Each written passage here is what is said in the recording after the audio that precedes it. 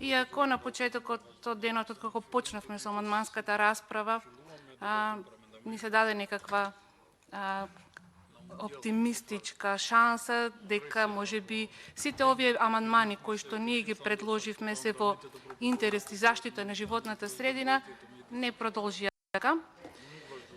Јас скоро сум убедена дека колегите од власта, поголем дел од нив, знаат и веруваат дека сите наши амандмани се повеќе од добри и потребни за да се доуреди ова законско решение. Сите знаеме дека минералните суровини се витни за многу индустрии и дека се главен ресурс за развој, но треба да имаме на ум дека тие се ограничени и необновливи.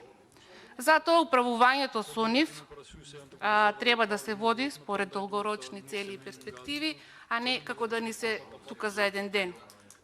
Зборуваме за зачувување на животната средина, зборуваме дека што повеќе треба да се посветиме и насочиме кон нејзина заштита.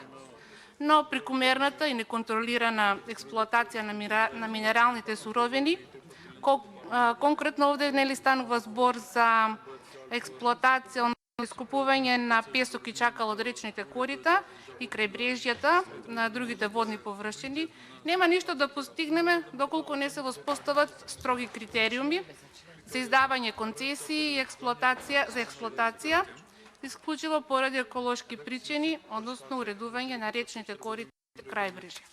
Јас самата сум сведок што се случуваше во последните 4 години во мојата општина, кога се правеа искупување од реката Осојница, таму буквално не остана песок и добро знам кој го правеше тоа, а беше поддржан од власт. Се надевам дека, односно тоа веќе сопре сега, не се прават такви искупувања повеќе и се надевам дека така ќе остане. Значи се прават максимално искористување на нашето природно богатство, се даваат концесии на фирми кои што се блиски до власта и тоа без контрола. Постапките за давање концесии за експлоатација на минералните суровини не се доволно транспарентни за жителите на локалните заедници, а нели за тој цел ден зборуваме, и искупувањето на песок и чакал од реките и езерата се дозволува само за бизнис интереси. Затоа, ова експлоатација на песок, на чакал во близина на водотеците, навистина треба да се ограничи и треба да се поведе сметка за тоа кој, каде, кога и колку ги прави таквите искупувања. Критериуми треба и мора да постојат.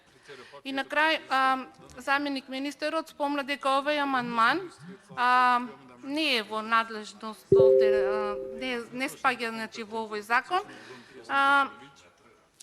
Туку во Законот за води само сакам да напоменам дека денеска е светски ден за заштита на водите, ние самите треба да направиме што повеќе да си ги заштитиме и не само со законски решенија, туку тоа да го правиме и во пракса. Благодарам.